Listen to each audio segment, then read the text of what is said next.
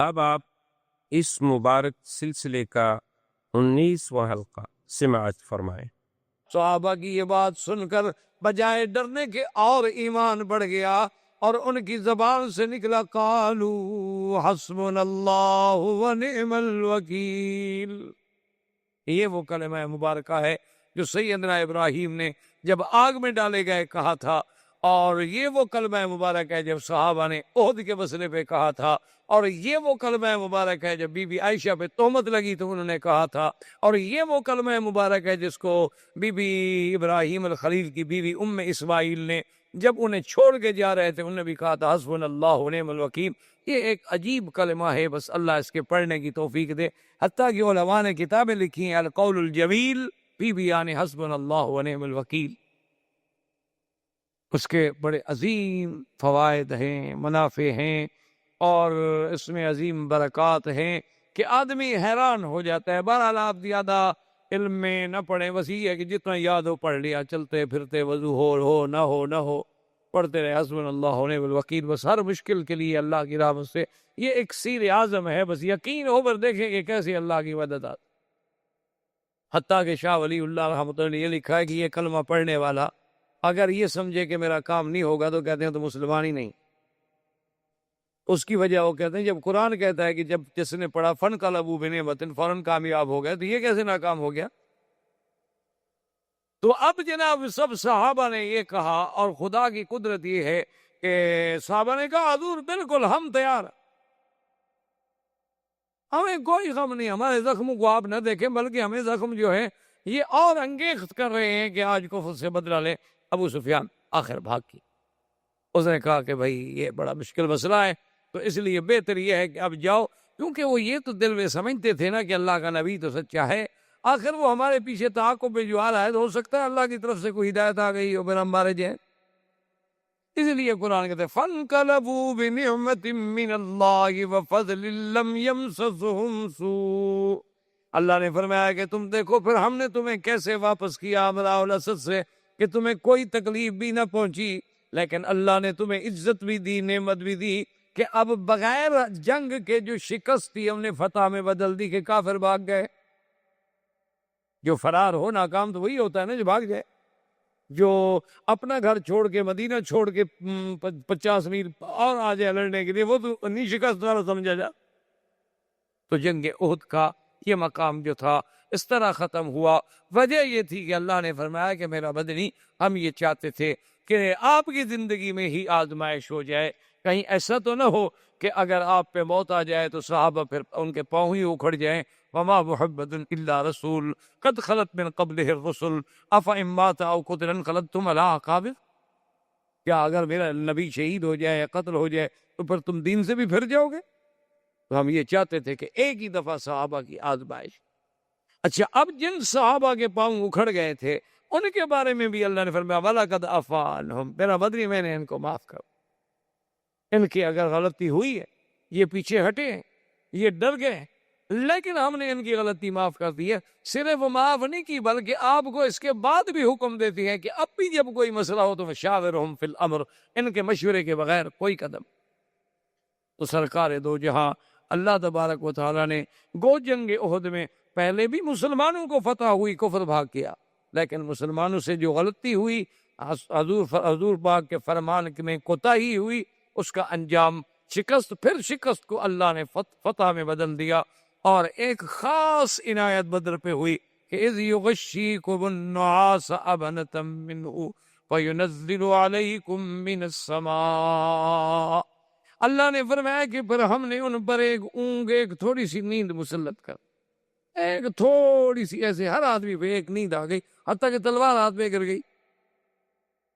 اس نیند میں ہم نے ایسی رحمت رکھی تھی کہ سب وہ زخم بھول گئے، تکلیفیں بھول گئیں، دکھ بھول گئے، پھر فریش ہو گئے آدمی، پھر تر و تازہ ہو گئے۔ تو اللہ تبارک و تعالیٰ نے اس احد کے غزوے کی ایک پوری تحقیق، تخطیط پورے قرآن میں بیان فرمائی ہے۔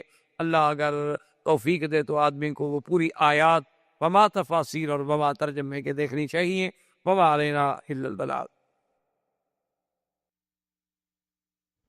برادران اسلام، محترم بھائیوں،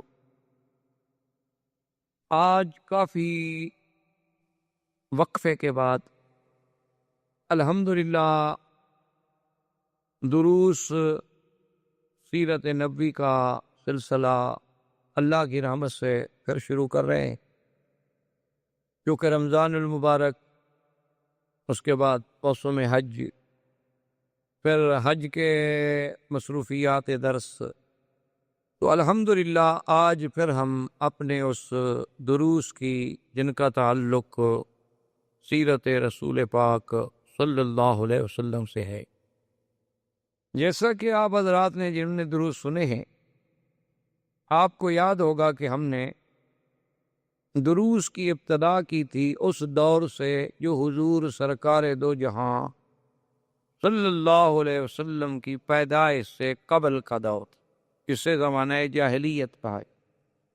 اس کے بعد پھر حضور صلی اللہ علیہ وسلم کی ولادت سے قبل جو ارہاسات، جو واقعات پیش آئے، پھر سرکار دو جہاں صلی اللہ علیہ وسلم کی ولادت مبارکہ، پھر آپ کا دور رضاعت، اس کے بعد آپ کا دور صبا، پھر آپ کا دور شباب، پھر حضور صلی اللہ علیہ وسلم کا سیدہ خدیجہ سے نکاح، پھر سرکار دو جہاں صلی اللہ علیہ وسلم کا دور شباب، اور اس کے بعد پھر نزول وحی کی ابتدا،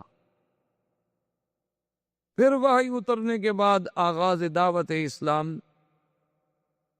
پھر حضور صلی اللہ علیہ وسلم کے دعوت اسلام میں مشکلات، صحابہ رضوان اللہ علیہم اجمعین پر امتحانات کے پہاڑ ٹوٹ پڑے، پھر صحابہ رضوان اللہ علیہم اجمعین کی ان مشکلات کے بعد ہجرت حبشہ، پھر بعض حضرات کی ہجرت مدینہ منورہ، پھر سرکار دو جہاں صلی اللہ علیہ وسلم کی اپنی ہجرت مبارکہ، اور ہجرت مبارک کے بعد غزوہ بدر، جو اسلام کا سب سے اول غزوہ تھا، جسے اللہ کے قرآن نے بھی یوم الفرقان کے نام سے تعبیر فرمایا، جس میں اللہ نے اسلام کو عزت دی، اسلام کا بول بالا ہوا، جس میں کفر کی طاقت جو تھی وہ ٹوٹ گئی، لیکن دشمنیوں کی آگ زیادہ بھڑک۔ اس کے بعد پھر کفار قریش کا اجتماع، کفار قریش کا وہ انتقام اور جذبہ انتقام، اور پھر اس کے بعد غزوہ احد۔ غزوہ احد میں حضور صلی اللہ علیہ وسلم کے لیے مشکلات، صحابہ کے لیے سب سے بڑا امتحان، اور غزوہ احد میں اول فتح سے امکنار ہونا، پھر فرمان رسول کے سرانجامی میں اجتہادی خطا کا صدور ہونا، پھر اس فتح کا شکست میں بدل جائے، اور حضور صلی اللہ علیہ وسلم کے دندان مبارک کا شہید ہونا، سرکار دو جہاں کے سب سے محبوب ام محترم حضرت حمزہ رضی اللہ تعالی عنہ کا شہید ہونا، مصعب بن عمیر کی شہادت، صحابہ رضوان اللہ علیہم اجمعین کے لیے بہت عظیم ابتلا کا دور۔ ان تمام ادوار کے بعد، کیونکہ جنگ احد میں یہود کی سازش تھی، تو حضور صلی اللہ علیہ وسلم کا احد کے بعد یہود بنو نذیر پر محاصرہ، اور اس کے بعد حضور صلی اللہ علیہ وسلم کا فیصلہ کہ چونکہ انہوں نے اپنے عہد کو توڑا تھا، اور ان کا اجلاء کہ ان کو مدینہ منورہ سے نکالا گیا، اور حضور صلی اللہ علیہ وسلم نے ان کو خیبر کی طرف نکلنے پہ مجبور کیا۔ لیکن یہ پھر بھی رحمت دو جہاں کا رحمت کا انداز تھا کہ اتنے بڑے دشمنوں کو، اتنے بڑے اعداء جن کی وجہ سے 70 صحابہ شہید ہوا، جن کے نفاق کی وجہ سے مسلمانوں کو اتنے بڑے زخم سہنے پڑے، حضور صلی اللہ علیہ وسلم اجازت دے دی کہ جو آپ سامان لے جا سکتے ہو، ہر آدمی ایک اونٹ پر سامان اپنا لے کر چلا جائے، ہم اس سے تعارف۔ وہ لوگ وہاں سے خیبر میں آئے، خیبر میں آ کر مستقل انہوں نے ڈیرا ڈالا۔ اب مدینہ منورہ میں صرف بنو قریظہ کے کچھ لوگ رہ گئے، بنی قینقاع اور بنو نذیر جو تھے یہ سب کے سب خیبر میں۔ یہاں تک ہم الحمدللہ پہنچے تھے۔ تو اس کے بعد یہ ہوا کہ جب یہودیوں کو اتنا بڑا صدمہ سہنا پڑا کہ وہ تو سینکڑوں سالوں سے مدینہ منورہ میں ڈیرا ڈال کے بیٹھے ہوئے تھے، اور مدینہ منورہ میں ان کا ایک بڑا روپ تھا۔ اوس اور خزرج کے قبیلے جو تھے وہ ان کے ایک قسم کے زیر نگیں تھے، کیونکہ ان کے پاس پیسہ تھا، دولت۔ لیکن اسلام کے اس عظمت کے بعد اب یہودیوں کو کسی پل چین نہیں آیا، اور یہ اللہ کے قرآن نے ہمارے سامنے بڑی واضح کر دی ہے بات کہ مسلمانوں سے اگر سب سے زیادہ عداوت کسی قوم میں ہے تو وہ یہود۔ ویسے تو مسلمانوں کے عیسائی بھی دشمن، مسلمانوں کے سکھ بھی دشمن، ہندو بھی دشمن، بدھ مت بھی دشمن، ہر فرقہ کافر جو ہے وہ اسلام کا دشمن۔ لیکن اگر ان کی عداوتوں کو سامنے رکھا جائے تو پھر سب سے زیادہ بغض جو ہے، سب سے زیادہ عداوت جو ہے وہ یہود کے لیے۔ اس کو قرآن نے وضاحت فرما دی ہے کہ لَتَجِدَنَّ أَشَدَّ النَّاسِ عَدَاوَةً لِلَّذِينَ آمَنُوا الْيَهُودَ وَالَّذِينَ أَشْرَكُوا۔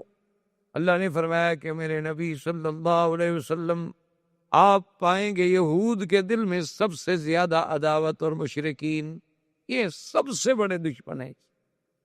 اسی لیے تاریخ عالم کا اگر آپ بنظر غائر مطالعہ کریں اور بنظر انصاف دیکھیں تو اسلام کے خلاف سرکار دو جہاں صلی اللہ علیہ وسلم کے زمانے سے لے کر آج تک جتنی سازشیں ہوئی ہیں، ہو رہی ہیں، ان سب کے پیچھے یہودیوں کا۔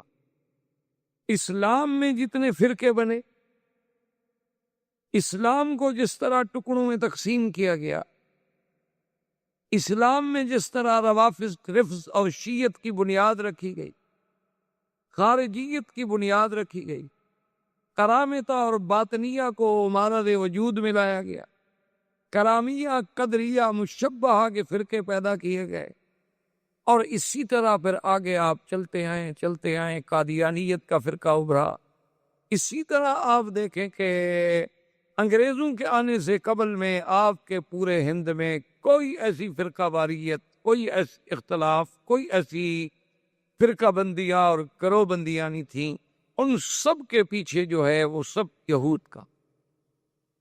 حتیٰ کہ محدثین نے یہ بات واضح کر دی ہے کہ سرکار دو جہاں صلی اللہ علیہ وسلم نے جو ارشاد فرمایا ہے کہ ستفترق امتی علی 73 فرقۃ کلہم فی النار الا ما انا علیہ واصحابی، او کما قال النبی صلی اللہ علیہ وسلم۔ حضور نے فرمایا کہ میری امت جو ہے وہ 73 فرقوں میں بٹ جائے گی، اور یہ امت سے مراد یہ نہیں کہ یہودی نصارہ، وہ تو کافر ہیں، معنی یہ ہے کہ وہ امت جو مجھے ماننے والی، میری امت یعنی مسلمان، کلمہ پڑھنے والے، حضور کی نبوت پر ایمان لانے والے 73 فرقوں میں بڑھ جائیں گے۔ اور آپ نے فرمایا کہ وہ 73 میں سے سب کے سب فرقے جہنمی ہوں گے، صرف ایک فرقہ جو ہے وہ ناجی اور جنتی ہوگا۔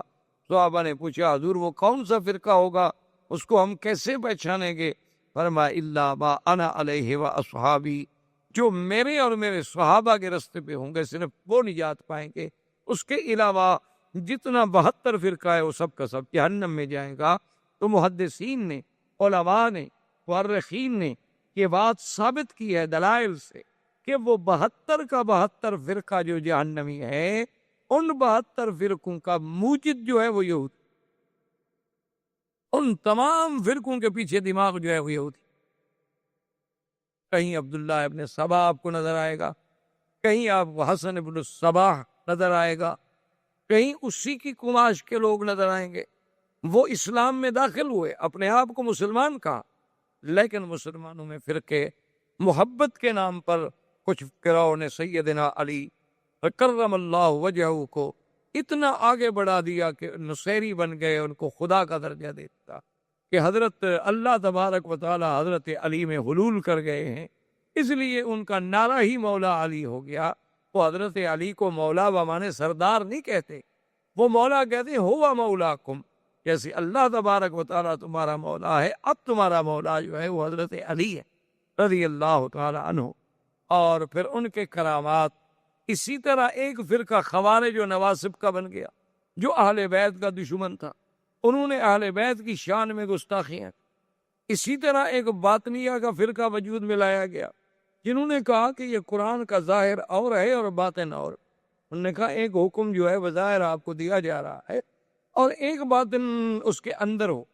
انہوں نے کہا جیسے قرآن کہتا ہے کہ حرم علیکم الخمر، کہ آپ پہ ہم نے شراب حرام کر دی ہے. انہوں نے کہا مولوی تو یہ شراب کو حرام کر رہے ہیں بیچارے، یہ جو شراب بکتی ہے بازاروں. حالانکہ معنی یہ تھا کہ تم غرور میں نہ آؤ اور اس دولت کے نشے میں نہ آؤ. یہ پینے جینے کا تو مسئلہ بھی کوئی ہے، یہ تو پینے کوئی فرق نہیں پڑتا. اس کے پینے سے تو خدا کو بندہ جو ہے خدا تک پہنچ جاتا ہے. جب وہ نشے میں ہوتا ہے تو اس کا دماغ پرواز کرتا ہے اور اللہ میاں اس کو مل جاتے. تو ان لوگوں نے اللہ کے قرآن کو بدلا. انہوں نے کہا طلاق مرتان سے، یہ کوئی نکاح طلاق کے مسئلے تھوڑے، اللہ پاک کو یہی مسائل قرآن میں بیان کرنے کے لیے اتارا. انہوں نے کہا یہ تو بادشاہوں کے عدل و نصب کے مسائل ہیں کہ ایک بادشاہ کو کتنے دفعہ ہٹایا جا سکتا ہے اور کتنے دفعہ معزول کیا جا سکتا ہے. تو ان نے پورے قرآن کو بدل ڈالا. کسی طرح مشبہ آ گئے. انہوں نے کہا کہ جی اللہ جو فرماتے ہیں میرا ہاتھ ہے، ہمارا بھی ہاتھ ہے، اللہ کا بھی ہاتھ. اللہ فرماتے ہیں میں آسمانوں سے اترتا ہوں، بندہ بھی اترتا ہے، خدا بھی اترتا ہے. تو لہٰذا وہ تشبیہ میں آ کر کافر ہو گئے، کیونکہ اللہ کی تشبیہ تو ہو نہیں سکتی کسی سے. لیسا کمثلہ شیء. اچھا بعض لوگ جو تھے وہ ایسے پیدا، انہوں نے اسماء و صفات کا ہی انکار کر دیا.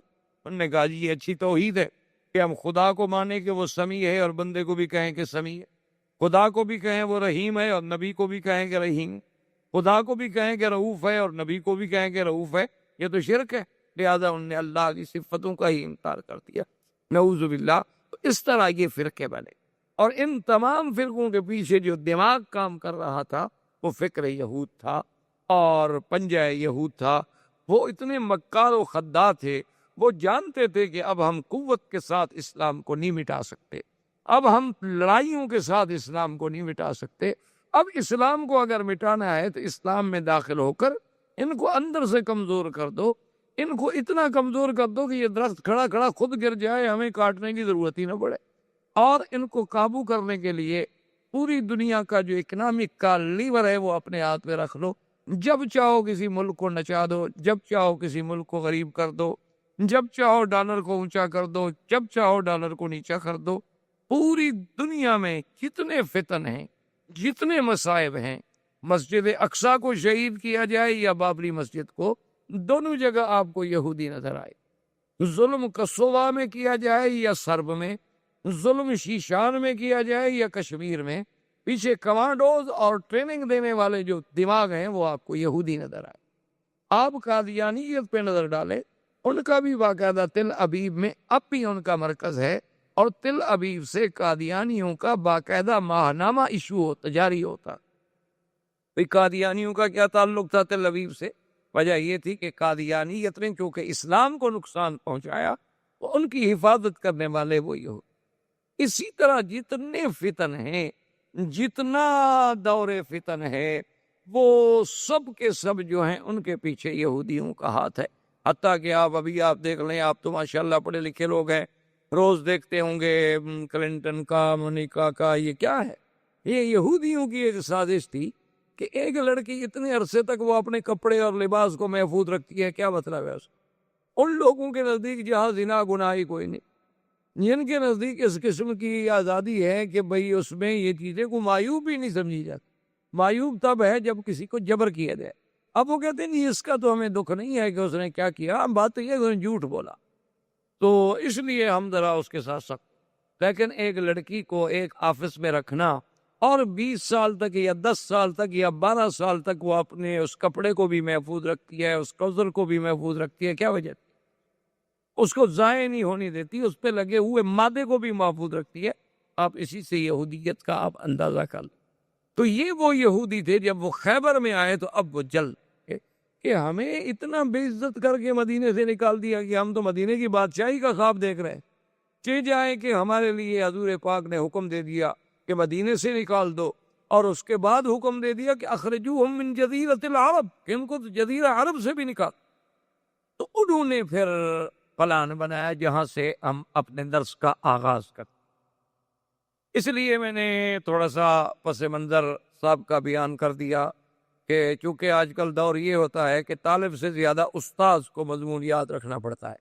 میں نے کہا کہ ہم تو کم سے کم یاد کریں, کوشش کریں, کیونکہ پہلے دور میں یہ ہوتا تھا کہ طالب یاد کرتے تھے, استاذ زیادہ محنت نہیں کرتے. طلباء کا کام ہوتا تھا کہ وہ سبق یاد کریں اور یہ کہیں کہ کام نے چھوڑا تھا. آج یہ ہوتا ہے کہ نہیں, استاد یاد کرتے. یہ ہمارے ساتھ حرم میں بھی ہوتا ہے. یعنی اگر ایک مہینہ چھٹی کے بعد ہم سبق شروع کریں, 10 طلباء سے پوچھیں کہ بھی ہم نے کس آیت پہ سبق روکا تھا, تو ہر آدمی نئی جگہ بتا. اللہ تبارک و تعالیٰ کی, یہ صرف یہ نہیں کہ یہاں ہوتا ہے, حرم میں بھی یہی ہوتا ہے. تو بہرحال میں نے اس لیے وہ ایک پس منظر عرض کر دیا کہ تاکہ اگلی بات سمجھنے میں جب تک سابقہ تسلسل ذہن میں نہیں آئے گا تو بات سمجھ. تو یہودیوں کا ایک بہت بڑا سردار تھا جس کا نام تھا حیی ابن اخطب. ان کا بہت بڑا سردار اور بہت پڑھا لکھا. تو حیی ابن اخطب اور سلام ابن مشکب, یہ دونوں جو تھے, انہوں نے اپنے ساتھ چند اور لوگ بھی لیے اور ایک وفد بنا کر یہ چلے مکہ مکرمہ. سب سے پہلے یہ مکہ مکرمہ ابو سفیان کا دور تھا. یعنی مکہ مکرمہ میں اس وقت جو سربراہ تھے وہ ابو سفیان سے آ کے ملے. انہوں نے کہا کہ ہم آپ کے پاس آئے ہیں, آپ کے ساتھ بھی بدر میں ایک بہت بڑا سانحہ گزر چکا ہے کہ آپ کا 70 سردار مارا گیا. ٹھیک ہے, آپ نے عہد میں لڑائی لڑی اور ہم لوگوں نے آپ کی مدد کی, جس کی وجہ سے ہمیں بھی وہاں سے نکالا گیا. لیکن عہد کی لڑائی میں مسلمانوں کے صحابہ تو شہید ہو گئے, لیکن آپ لوگوں کو کیا ملا؟ آپ تو جنگ ہار گئے. اس نے کہا کیسے ہار گئے؟ صحابہ شہید ہو گئے, ہم نے 70 آدمی ان کا بدلہ لے لیا. انہوں نے کہا عجیب بات کر, کیا بدلہ لے لیا؟ وہ تو اگر حضور صلی اللہ علیہ وسلم کے کہنے پر وہ تیر انداز جو تھے وہ دروازہ نہ چھوڑتے تو آپ تو جنگ ہار چکے, آپ تو بھاگ گئے. وہ تو ان سے اتحادی خطا ہو گئی. انہوں نے یہ سمجھا تھا کہ بھی اس دروازے پہ ہم نے اس وقت تک قائم رہنا ہے جب تک جنگ نہ جیتی جائے. جب دیکھ لیا ابھی کافر بھاگ رہے, انہوں نے کہا اب کھڑے رہنے کی کیا ضرورت, چلو بھی ہم بھی والے غنیمت اٹھا لیں. تو ان لوگوں نے وہ دروازہ خالی کیا. تو خالد بن الولید نے عقب سے حملہ کیا. انہوں نے کہا تو یہ کوئی بڑی بات نہیں ہے, پتہ تو تب ہوتی کہ تم مدینے پہ قبضہ کر لیتے. تم تو خالی واپس آ گئے مکے, نہ مدینے پہ قبضہ کیا, نہ کوئی مسلمان گرفتار ہوا. تم نے کامیابی کیا حاصل کی, مجھے یہ تو بتاؤ. جنگ جیتنے کا مطلب تو یہ ہوتا ہے نا کہ دشمن کے علاقے پہ قبضہ کر لو, حضور صلی اللہ علیہ وسلم کی تحریک کو ختم کر دو. وہ تو اسلام کی تاریخ اسی طرح چل رہی ہے. انہوں نے تو الٹا جنگ جانے اتنے بڑے نقصان کے بعد ہم پہ حملہ کر دیا, اور اتنی بڑی شکست کے بعد انہوں نے بدر صغرا تک تمہارا تعاقب کیا, تم بھاگ گئے. وہ تو عہد کے بعد حضور صلی اللہ علیہ وسلم خود اپنے صحابہ کے ساتھ تمہارے تعاقب میں چلے اور تم بھاگے, اور ساری دنیا میں مشہور ہوا کہ قریشی بھاگ گئے, مکے والے بھاگ گئے, مکے والے, تم تو ذلیل ہو کے آئے ہو, تم نے کہاں سے جنگ جیتی ہے. ابو سفیان نے کہا بات تو ٹھیک ہے. انہوں نے کہا تم کیا چاہتے ہو؟ انہوں نے کہا کیا چاہتے ہیں بھائی, اب ہم مل کے بدلہ لیں مسلمانوں سے. ابھی تک ہم ان کا کچھ نہیں بگاڑ سکے. پھر حضور صلی اللہ علیہ وسلم نے آپ کو دعوت دی کہ موعدکم ببدر, کہ چلو اگلے سال بدر میں پھر لڑائی ہوگی, تم بھی آ جانا ہم بھی آ جائے. پھر بھی تم بھاگ گئے, تم نہیں گئے. حضور پاک تو آ گئے بدر. وہ تو پوری دنیا نے دیکھ لیا کہ مسلمانوں میں تو اب بھی اتنا دم خم موجود ہے کہ وہ مدینے سے چل کے بدر آ گئے, لیکن تم مکے سے بھی نہیں نکلے ڈر کے مارے. تو تم کیسے سردار ہو؟ کیا تم نے اسلام کا مسلمانوں کا مقابلہ کیا ہے؟ تیار ہو جاؤ، یہاں سے تم لشکر نکالو، وہاں سے خیبر سے ہم لشکر نکالیں گے، اور بنی غطفان، بنی سلیم، بنی فزارہ، ان احابی، ان سب قبائل کا میں دورہ کر رہا ہوں، ان سب کو تیار کر کے ایک ہی دفعہ ہم مدینہ منورہ پہ حملہ کریں، تاکہ ہمیشہ کے لیے مدینہ کی سلطنت جو ہے وہ ختم ہو جائے اور مدینہ پہ ہم قابض ہو۔ انہوں نے کہا بھائی، ابو سفیان نے کہا بات تو ٹھیک ہے۔ انہوں نے کہا کہ ہو یہی بات یہ ہے کہ تمہاری یہ باتیں مجھے بڑی اچھی لگی، اچھی سمجھ آئی، اور میں تمہارا ساتھ دینے کے لیے تیار ہوں، لیکن ایک بات کرو، ہمیں یہ بتاؤ دیننا خیر ام دین محمد صلی اللہ علیہ وسلم۔ لگا تم پڑھے لکھے لوگ ہو، تورات پڑھے ہوئے ہو، انجیل پڑھے ہوئے ہو، تم سریانی پڑھے ہوئے ہو، عبرانی پڑھے ہوئے ہو، عربی جانتے ہو، اور پھر مدینہ منورہ کے محاورات جانتے ہو، کیونکہ سب سے فصیح ترین عربی بولنے والے یہودی، اب بھی یہودی جب عربی بولتا ہے تو بڑی فصیح لغت، وہ یہ بازاری لغت نہیں بولتا۔ تو یہ بتاؤ کہ ہمارا دین بہتر ہے یا دین محمد مصطفیٰ بہتر؟ اب دیکھیں، وہ یہی اپنے اختب والا کے یہودی ہے، تورات جانتا ہے اور خود اللہ کو ماننے والا ہے، خود نبیوں کو ماننے والا ہے، لیکن چونکہ حضور سے دشمنی دی کہنے لگا لا دینکم خیر، تمہارا دین بہت اچھا ہے، محمد مصطفیٰ کا دین کہاں اچھا ہے؟ یعنی شرک اچھا ہے، بت پرستی اچھی ہے، غیر اللہ کا سجدہ کرنا اچھا ہے، چونکہ دشمن کو فائدہ لینا تھا، اس لیے وہ بدبخت یعنی اپنے دین سے بھی پھر گیا۔ حالانکہ اس کا اپنا دین تو وہ اہل کتاب تھے، وہ یہود تھے، وہ تو خدا کو مانتے تھے، لیکن کہنے لگا دینکم خیر یا ابا سفیان، ابو سفیان تمہارا دین بہت اچھا ہے، دیکھو تم سب مل جل کے رہتے ہو، اللہ کے نبی نے تو دیکھو آ کے لڑا دیا، ماں بیٹے سے جدا ہو گئی، بیٹا ماں سے جدا ہو گیا، بھائی بھائی سے جدا ہو گیا، خاندانوں کے خاندان اجڑ کے رہ گئے، اور کوئی مدینے چلے گئے، کوئی مکے میں رہ گئے، ان نے تو جی وہ باپ دادے کے دین کو ہی جھٹلا دیا، ان کا دادا پر دادا جس دین پہ تھے اس کو بھی غلط کر دیا، تمہارا دین بہت اچھا ہے۔ ابو سفیان خوش ہو گیا، دیکھا اب وہی نا بات، کیوں ایسا کیسے مقابلہ کریں؟ اگر ان کا دین اچھا ہے تو پھر ہم کیوں لڑتے رہیں بھائی؟ ہاں اگر ہمارا دین اچھا ہے، اسی لیے جب تک کہ آدمی کسی کو کسی مذہبی نقطۂ نظر پر اس کے اندر کوئی جذبہ پیدا نہ کرے، اس وقت تک نہ تحریکیں چلتی ہیں اور نہ کوئی بندہ جان دیتا۔ اسی لیے یہ آپ کے سیاسی لیڈر جو ہے نا، یہ بڑے چالاک ہوتے ہیں، جب ان کو تاریخ چلانی ہو تو پھر یہ علماء کے دروازے پہ، مولوی صاحبان کے دروازے پہ، مدارس کے دروازے پہ آ کے، یہ دین والے آدمی تھوڑا سا تو آگے آئے نا، تاکہ لوگوں کو ہم کہہ سکیں کہ بھائی ہم تو نظام مصطفیٰ کے لیے لڑ رہے۔ تو جب حضور کے نظام کی بات آئے گی تب لوگ جان دیں گے، ایسے کو پاگل تھوڑا ہو گیا کسی لیڈر کے لیے مر جائے، اگر مرے گا تو ہر کوئی کہے گا یار تو مردود ہے، خودکشی کر کے حرام موت مر گیا، دفع ہو، 2 مرے گئے، 4 10 15 20 ختم۔ لیکن جب اسلام کی بات ہوگی تو پھر ہر بندہ سمجھتا ہے کہ میں تو اب اللہ کے رسول کے لیے جان، اس لیے ان کو جب ابھار دیا کہ تمہارا دین اچھا ہے تو اب قریش بھی تیار ہو گئے، اور یہ ابن اختم نے جا کے بنو سلیم سے معاہدہ کیا، بنو غطفان سے معاہدہ کیا۔ بنو غطفان ایک بہت بڑا قبیلہ تھا اور بڑا جنگجو قبیلہ تھا، ان نے کہا کہ ہوئی ابن اختم تم فکر نہ کرو، 4000 تو صرف ہم دیں گے نا آپ کو لڑنے، اور بنو فزارہ سے معاہدہ کیا۔ یہ تمام معاہدے ہونے کے بعد آپ یعنی اندازہ کریں کہ 10,000 آدمی اس زمانے میں صرف لڑائی لڑنے والا، 10,000 مقاتل، یعنی آپ سوچیں کہ آج سے 1400 سال پہلے 10,000 آدمی کا جنگ کے لیے نکلنا کوئی معمولی سی بات نہیں ہوتی۔ 10,000 مقاتل تیار ہوا، اور یہ خبریں ایستا ایستا ایستا ایستا چلتے چلتے مدینہ منورہ میں بھی پہنچی۔ یا رسول اللہ صلی اللہ علیہ وسلم، یہودیوں نے اپنی سازشوں کا جال بچھا دیا ہے، ان کے وفود بن گئے ہیں، کوئی وفد کہیں جا رہا ہے، کوئی وفد کہیں جا رہا ہے، اور بڑی زبردست تیاریاں ہو رہی ہیں، اور اب ان کا منشا یہ ہے کہ ایک ہی دفعہ مدینے پہ حملہ، اور جب ایک ہی دفعہ مدینہ منورہ پہ حملہ کریں گے تو بس ہمیشہ کے لیے ان کی قوت کو توڑ۔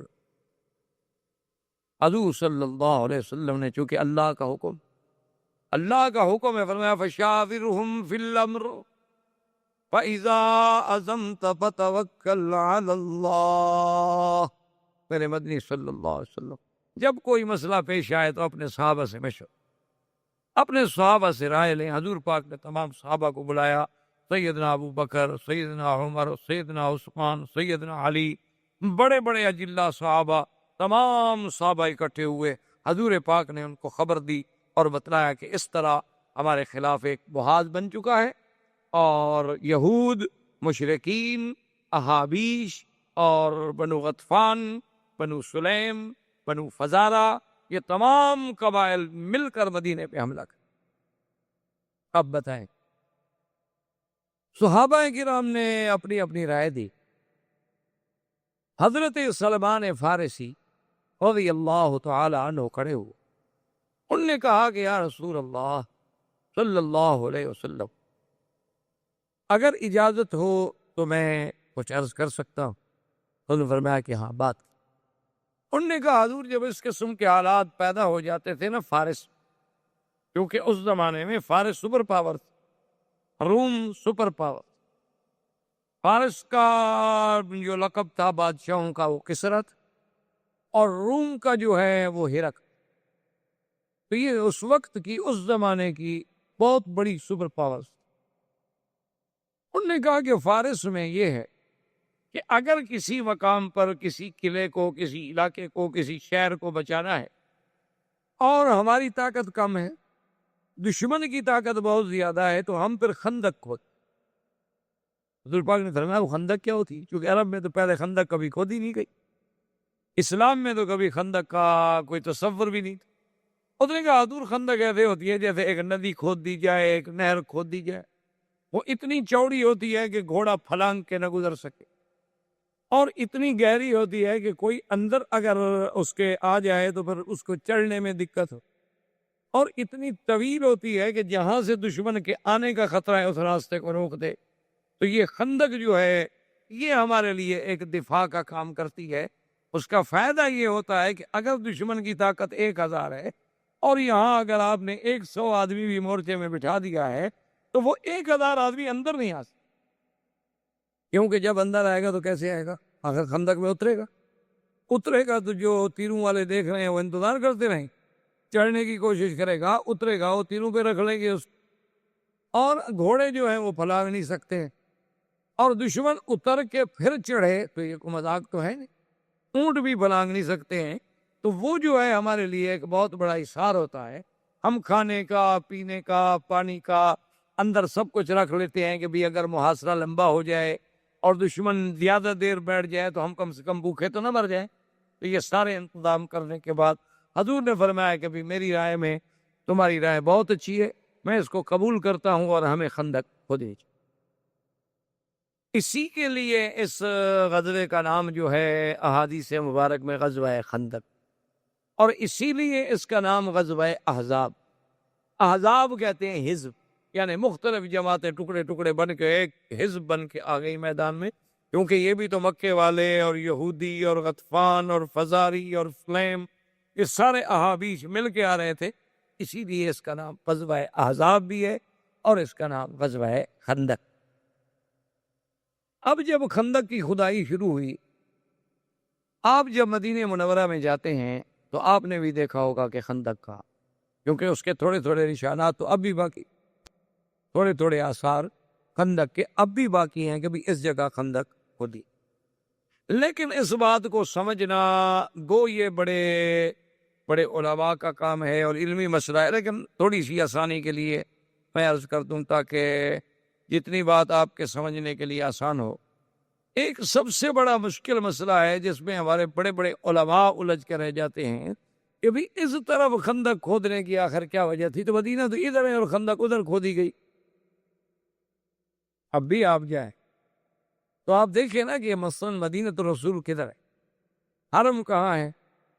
حضور کے زمانے میں تو بس یہی شہر تھا نا جتنا حرم ہے، بلکہ یہی سمجھیں کہ اب حرم بڑا ہے، اور اس کے بعد اوالی میں کچھ آبادی تھی، اسی طرح نابیہ میں کچھ آبادیاں تھیں، اسی طرح جانب احد میں کچھ چھوٹی چھوٹی بستیاں تھیں، یہ مدینہ منورہ تھا۔ تو اس طرف خندق آخر کیوں کھودی گئی؟ اس میں بڑے بڑے علماء جب حدیث پڑھاتے ہیں نا تو الجھ کے رہے۔ وہ سمجھا نہیں۔ بہرحال یہ ایک علمی مسئلہ ہے جس کا تعلق علماء سے ہے، لیکن آپ کے یہ بتانے کی حد تک میں صرف آسانی کے لیے عرض کر دوں، مدینہ منورہ کو آپ تو الحمدللہ پڑھے لکھے لوگ ہیں، کبھی آپ نقشہ ہو، جب آپ مدینہ منورہ کا خریطہ دیکھیں گے، نقشے کو سامنے رکھیں گے، تو پھر آپ کو خندق کا سمجھنا بالکل ایک سیکنڈ بھی نہیں۔ اصل میں مدینہ منورہ کی پوزیشن یہ تھی کہ اس کی 3 طرف تو ہرا تھے، اس کو کہتے ہیں ہرا، جیسے اب بھی ہے، آپ جانے مدینہ ہرا شرقیہ ہو، ہرا غربیہ ہو، ہرا جنوبیہ، یہ ہرات، یہ 3 ہرات جو ہیں ان میں نوکدار پتھر تھے، کالے کالے، اور بہت طویل عریض میدان میں اس سے فوج کے آنے کا کوئی تصور ہی نہیں کیا جا سکتا کہ کوئی فوج یہاں آ جائے۔ وہ اتنے نوکیلے، اتنے تیز ہوتے ہیں کہ اگر اونٹ ہے تو وہ زخمی، گھوڑے ہیں تو وہ زخمی، بندے ہیں تو وہ زخمی، تو وہ تو وہاں سے گزرنا ہی مشکل ہے۔ تو 3 جانب میں تو وہ ہر رہے تھے، ہر رائے واقم تھا، ہر رائے شرقیہ تھا، ہر رائے خرب۔ اب 3 طرف سے تو مدینے کو انہوں نے روک لیا نا، ادھر سے تو آپ کو خندق کی ضرورت ہی نہیں کہ وہاں سے تو دشمن کی فوج آ ہی نہیں سکتی۔ ایک جانب جو تھی ماں بین شرقی والغربی، وہاں تھے بنو قریظہ یہودی، ان کے بڑے بڑے قلعے تھے۔ بنو قریظہ جو تھے ان کا حضور صلی اللہ علیہ وسلم کے ساتھ معاہدہ تھا، ان کی حضور صلی اللہ علیہ وسلم کے ساتھ صلح تھی، اسی لیے ان کو مدینے سے نکالا نہیں گیا۔ بنو قینقاع اور بنو نذیر کو تو اجلا کر دیا گیا، لیکن بنو قریظہ کو یہاں سے اجلا نہیں کیا گیا، نکالا نہیں گیا، کہ ان کا معاہدہ تھا۔ انہوں نے کہا حضور آپ کا دشمن ہماری طرف سے حملہ آور نہیں ہو، چاہے ہم اس کو دولت سے روکیں، پیار سے روکیں، طاقت سے روکیں، لیکن ہم آپ کے دشمن کی مدد نہیں ہے اور اپنا راستہ نہیں دیں گے آپ کے خلاف، اور آپ ہمارے دشمن کو ہمارے خلاف راستہ نہیں اور نہ اس کی مدد کریں گے۔ یہ حضور کے ساتھ معاہدہ تھا۔ عیینہ بن الحصن ان کا سردار، تو اس طرف سے حضور مطمئن ہے، کبھی 3 ہرے ہو گئے، اس طرف سے بنو قریظہ ہو، آگے جبل احد پہاڑ ہو گیا، باقی یہ شمال بچا جس سے حملے کا خطرہ تھا کہ یہاں سے دشمن آ سکتا ہے، تو اسی جانب شمال میں وہ خندق کھودی، اور اس کا طول کیسے رکھا گیا، ادھر پورے مدینے کو کنٹرول کرے اور ادھر جا کے احد کے طرف جو ہے جہاں پہاڑ جبل اسیر شروع ہوتا ہے اس سے ٹکرا جائے، اور وہ جبل جو ہے حضور کی پشت پہ آ جاتا تھا، وہاں سے دشمن حملہ نہیں کر سکتا، پہاڑ چڑھ کے اٹھے گا نا، آگے تو آپ کے تیر انداز انتظار میں بیٹھے ہوں گے اور پہاڑ کے اوپر بھی بیٹھے ہوں، تو پھر دشمن جو ہے، اس زمانے میں جنگ جو ہے وہ گھوڑوں کی ہوتی تھی، ہاتھیوں اونٹوں کی ہوتی تھی، یا پیدل ہوتی تھی، یہ میزائل، یہ ایٹم، یہ ہوائی جہاز، یہ ہیلی کاپٹر، یہ تو ہوتے نہیں۔ تو اس لیے خندق کی کھدائی کا سلسلہ اس جانب سے شروع کیا گیا کہ سب سے خطرہ جو تھا وہ اسی جانب۔ اب جناب جب اس طرف سے کھدائی کا سلسلہ شروع ہوا تو اب دیکھیں کہ انتظام حضور پاک نے یہ فرمایا کہ 10 آدمیوں کے ایک ٹولی بنا، اور ہر 10 آدمیوں پر ایک بندے کو امیر بنا دیا کہ یہ 10 آدمی ہیں ان کے سردار، یہ 10 آدمی ہیں ان کے سردار، اور ہر 10 آدمی کے ذمہ یہ تھا کہ اس نے 40 ہاتھ جو ہے وہ کھدائی کا، عرض اتنا ہو کہ بھئی گھوڑا جمپ کر کے بھی کراس نہ کر سکے، نیچے اتنا ہو کہ کوئی جلدی سے نیچے سے اوپر چڑھ بھی نہ سکے، اور لمبائی اس کی وہ ہوگی ادھر مدینہ منورہ سے لگے گی اور ادھر جبل اسیر سے جا گئے۔ تو یہ طے ہو گیا، اور اس پر حضور صلی اللہ علیہ وسلم کے صحابہ نے عمل کرنا شروع کر دیا، اور یہ صحیح حدیثوں میں ہے کہ جب وہ خندق کھودی جا رہی تھی تو اس وقت صحابہ مل کر ایک رجز پڑھتے تھے کہ اللہم لا عیش الا عیش الآخرہ فاغفر الانصار والمہاجرہ، کہ اللہ اگر کوئی عیش ہے، آرام ہے، تو وہ آخرت کا، دنیا تو کچھ نہیں، دنیا میں تو آرام ہے ہی نہیں، یہ دنیا تو ہے ہی کانٹوں کی سے، یہاں تو دشمنوں کو آرام ملتا ہے، اپنوں کو تو آرام نہیں ملتا، اور یا اللہ مہاجر و انصار کی مغفرت فرما۔ یہ صحابہ کہہ رہے ہیں رجز پڑھ رہے ہیں اور کھود رہے ہیں اور کھدائی ہو رہی ہے اور مقابلت. اور یہی وہ موقع ہے جس پہ عبداللہ ابن رواحہ کی وہ مشہور رجز جو صحابہ نے پڑھی، اور صحابہ کہتے ہیں کہ جب ہم پڑھتے تھے تو سرکار دو جہاں بھی ہمارے ساتھ شریک ہوتے. واللہ لولا اللہ ما اهتدینا ولا تصدقنا ولا صلینا. یا اللہ اگر تو ہمیں ہدایت نہ دیتا تو ہم آج نہ نمازیں پڑھتے نہ خیراتیں کرتے. فَأَنزِلًا سَكِينَةً عَلَيْنَا. یا اللہ ہم پر اپنی رحمت کی برسات کر دے. اور اگر ہم نے کافروں نے ان دعوا ابینا ابینا ابینا، اگر کافر ہمیں بلائیں کہ سلو کر لو تو ہمارا کلا انکار ہے، کلا انکار ہے. تو صحابہ کہتے ہیں کہ جب حضور بھی ملتے تو فرفع صوتہ، حضور اپنی آواز بلند کر. تو اتنی صحابہ نے یعنی اس محبت سے، اس تڑپ سے، اس جذبے سے، اس شوق سے خندق کو کھودا کہ اس کی تاریخ میں کوئی. اور اسی اسنا میں ایک پتھر آ گیا. اتنا شدید وہ پتھر تھا کہ صحابہ کہتے ہیں کہ ہمارے تمام ہتھیار جو تھے وہ بیکار. اب اس پر کوئی پتھر ہتھیار کام نہیں کرتا. تو سرکار دو جہاں صلی اللہ علیہ وسلم کو خبر دی گئی، یا رسول اللہ صلی اللہ علیہ وسلم، ایک ایسا سخت ترین پتھر آ گیا ہے گوری، ہمارے ہتھیار، ہمارے اوزار، ہماری کدالیں، ہمارے فؤوس سب ٹوٹ گئے. اب آپ مہربانی فرمائیں. تو صحابی کہتے ہیں فقدم رسول اللہ صلی اللہ علیہ وسلم، سرکار دو جہاں تشریف لائے. آپ نے فرمایا این الصخرہ، تو وہ پتھر کا. صاحب نے کہا حضور یہ. حضور نے فرمایا پانی میں. اس پتھر پہ حضور نے پانی ڈالا.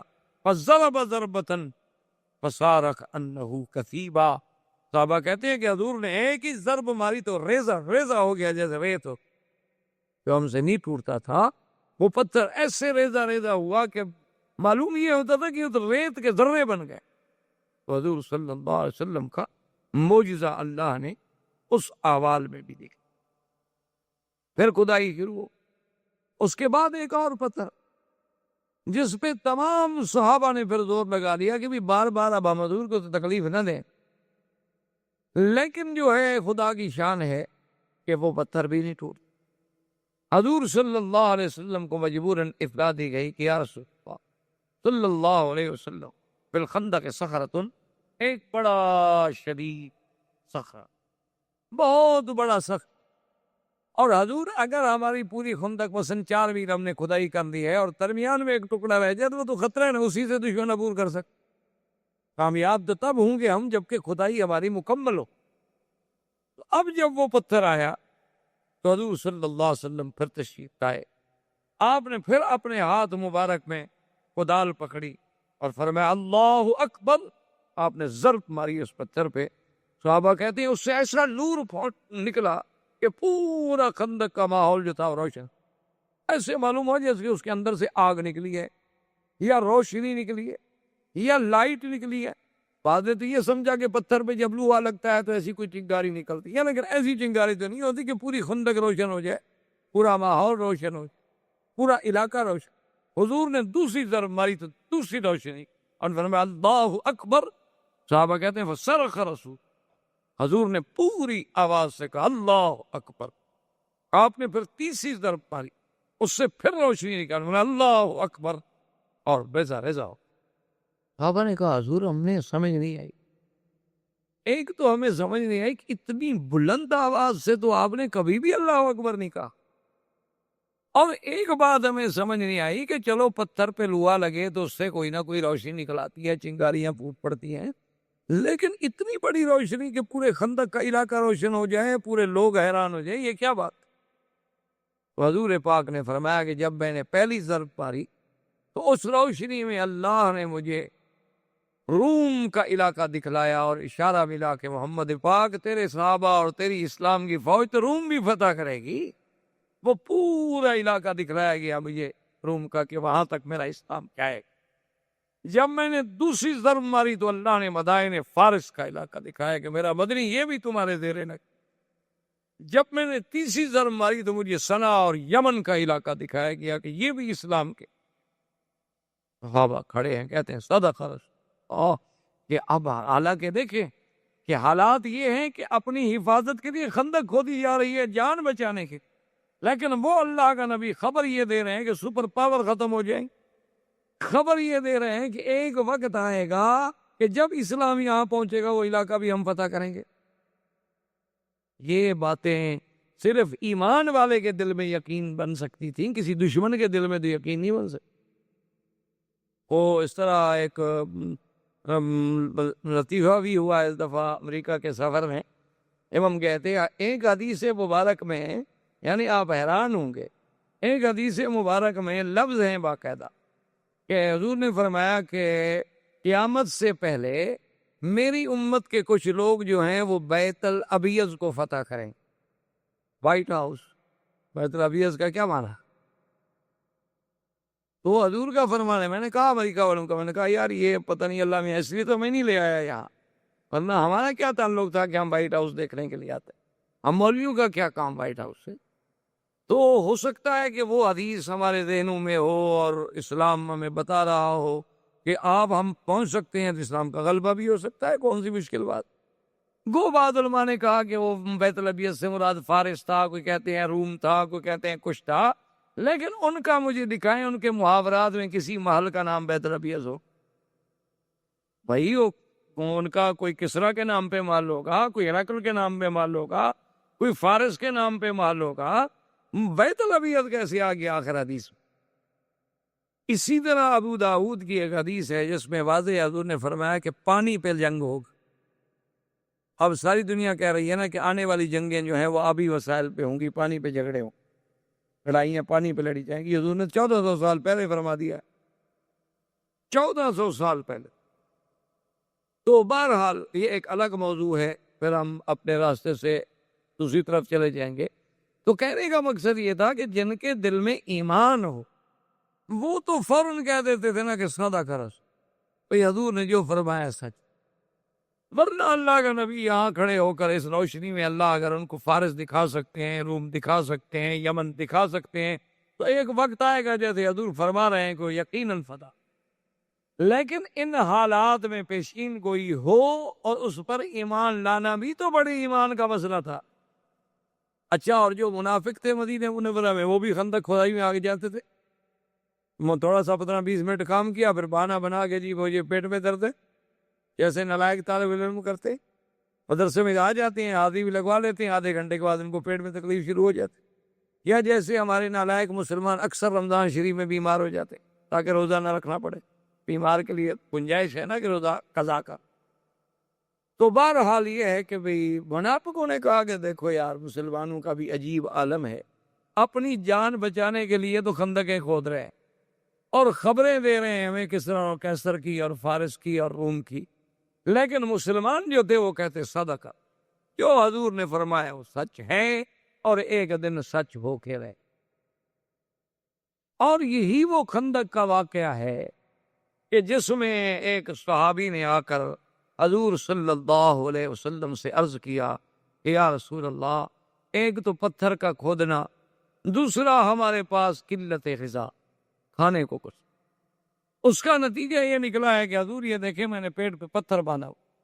پیٹ پہ پتھر باندھنے کا مطلب یہ تھا کہ کھانا تو ہے نہیں، تو آنتوں میں پانی پی پی کے بل نہ پڑ جائے، تو انہوں نے پتھر باندھ دیے تھے کہ چلو کم از کم آتے تو سیدھی رہیں، پیٹ تو سیدھا رہے، اور تو کچھ نہیں ہے، کم از کم جب ٹھنڈا ٹائم ہوگا یہ پتھر ٹھنڈا ہوگا تو کچھ اس کی ٹھنڈک سے بھی ہمیں فائدہ پہنچ۔ تو اس لیے صحابی نے کہا فرفع صوبہ، یا رسول اللہ ہماری یہ حالت ہو۔ فرفع صوبہ رسول اللہ صلی اللہ علیہ وسلم، حضور پاک نے بھی اپنا قمیص مبارک اٹھایا تو آپ نے 2 پتھر، آپ نے فرمایا کہ تم نے تو ایک پتھر باندھا ہوا ہے نا، میں اللہ کا نبی ہو کر بھی تو 2 پتھر باندھے ہوئے ہوں، اللہ کا شکر کرو، اللہ آزمانا چاہتے ہیں تم کیا۔ حضرت جابر ابن عبداللہ فرماتے کہ جب میں نے دیکھا کہ حضور صلی اللہ علیہ وسلم کی حقا کا اور بھوک کا یہ حالت ہو گئی کہ حضور کے پیٹ میں پتھر بندھے ہوئے، تو میں جلدی سے دوڑا گھر میں اور اپنی بیوی سے آ کے پوچھا کہ گھر میں کچھ ہے؟ اس نے کہا کہ ہاں ایک چھوٹا سا بکرا ہے، چھوٹا سا اناک، اور گھر میں کچھ جو ہے، اور گھر میں کچھ زیت ہے۔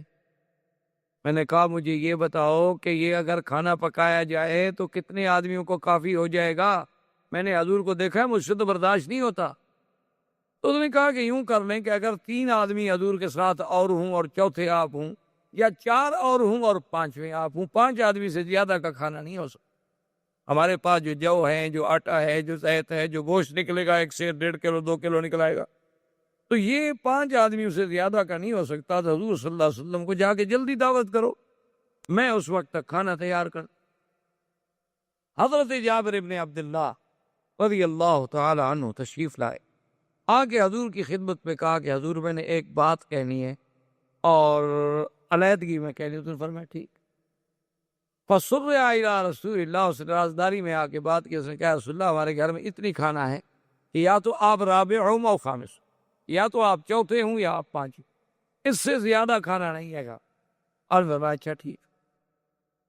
حضور نے اپنے کپڑے مبارک جھاڑے اور خندق سے باہر آئے، خندق کے کنارے پہ کھڑے فرمایا یا معاشر الانصار والمہاجرین ہلموا الی دعوت جابر، آؤ سب کٹے ہو جاؤ، دعوت کر۔ تمام صحابہ کام چھوڑ دیں، جابر کی دعوت ہے۔ حضرت جابر کہتے ہیں میرے تو پاؤں تلے زمین نکل، میں نے اجازت دی، میں نے کہا حضور میں گھر جا کے ذرا انتظام کرتا ہوں۔ ہاں ٹھیک ہے۔ میں دوڑا آیا تو میرے چہرے پہ ہوائیاں اڑ رہی ہیں۔ بیوی نے کہا ماں بھی کہا جابر کیا ہو گیا تمہیں؟ میں نے کہا کیا ہو گیا؟ 5 آدمی کا ہمارے گھر میں کھانا ہے، حضور سارا لشکر لا رہے ہیں، وہ تو 400 آدمی آ رہا ہے۔ اس نے کہا مجھے یہ بتاؤ هل اخبرت رسول اللہ صلی اللہ علیہ وسلم ام لا، مجھے یہ بتاؤ کہ تم نے حضور کو بتلا دیا تھا کہ ہمارے گھر میں کیا ہے؟ میں نے کہا میں نے بتلا دیا۔ اس نے کہا کہ پھر جس نے بلایا ہے وہ جانے، اس کا خدا جانے، تم کیوں مرے جا رہے ہو؟ ہم نے تو نہیں بلایا نا، ہم نے تو حضور کو بلایا۔ اب حضور نے دعوت دی ہے تو پھر اللہ جانے، اللہ کا رسول جانے، ہم کیا کر سکتے؟ حضور تشریف لے آئے، آپ نے فرمایا ابھی کہاں ہے وہ دیکھیے کوشش ہے جی، کہاں ہے وہ آٹا ہے؟ آپ نے اپنا لعاب مبارک ڈال دعا فرمائی، اور اس کے بعد آپ نے فرمایا کہ ایسا کرو کہ 10 آدمیوں کی ٹولی بٹھا دو اور روٹیاں دیتے جاؤ، روٹی میں سالن ڈال کے ایک آدمی کو دیتے جاؤ۔ اب جناب جابر کہتے ہیں کہ جی ہم چلا رہے ہیں اور چلا رہے ہیں اور چلا رہے ہیں، اور میں ادھر دیگچی کو دیکھتا ہوں، جتنا ہم نکالتے جا رہے ہیں اتنا زیادہ ہوتا جا رہا ہے، جتنا ہم نکالتے جا رہے ہیں اتنا زیادہ ہوتا جا رہا ہے۔ تمام لشکر کھا کے چلا گیا، اور حضرت جابر کہتے ہیں خدا کی قسم ہے میں حیران تھا کہ بھئی سالن پہلے سے بڑھ گیا ہے یا کم ہو گیا، مجھے سمجھ نہیں آیا۔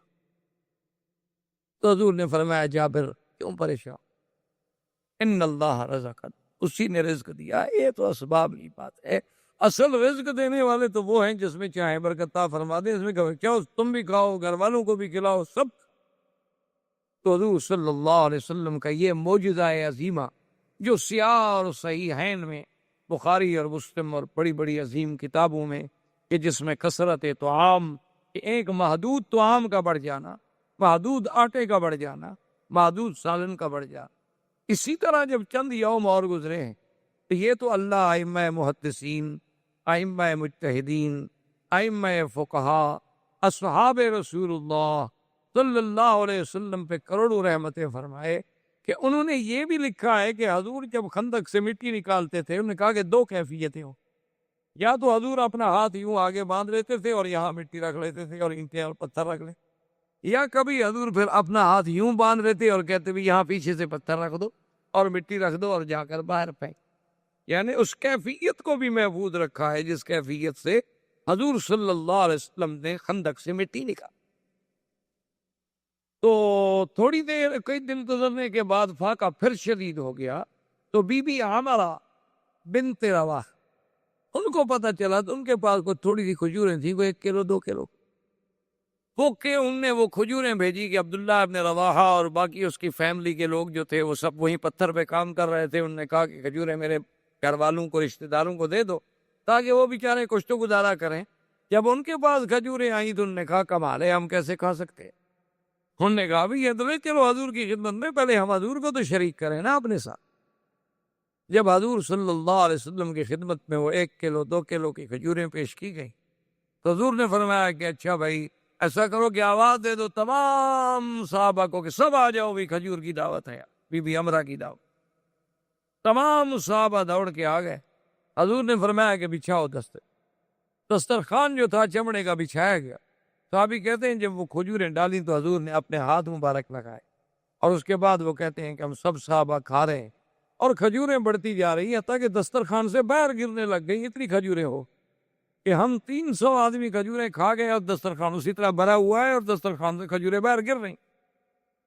کہتے ہیں کہ حضور صلی اللہ علیہ وآلہ آلہ واصحابہ وسلم تسلیما کثیرا کثیرا کا یہ معجزہ مبارک جو ہے یہ بھی اسی خندق کے موقع پر پیش آیا کہ اللہ تبارک و تعالی نے حضور صلی اللہ علیہ وسلم کی برکت سے تمام خندق کے اپنا معجزات، اس کی کھدائی، اس کی محنت، حتیٰ کہ وہ خندق جو تھی تیار ہو گئی، اور اسی اثنا میں دشمنان کفار قریش کا لشکر جو تھا وہ آپ حیران ہوں گے کہ 10,000 مقاتل لے کر، اور حضور کے ساتھ کتنے آدمی تھے سارے جمع کرنے کے بعد 3,000 3,000 بھی سارے مخلص نہیں تھے، منافقوں کی جماعت بھی اس میں شامل، کل 3,000 آدمی جب، اور مدینہ منورہ میں حضور پاک نے حکم دے دیا کہ جتنے بچے ہیں، عورتیں ہیں اور جتنے معذور بوڑھے ہیں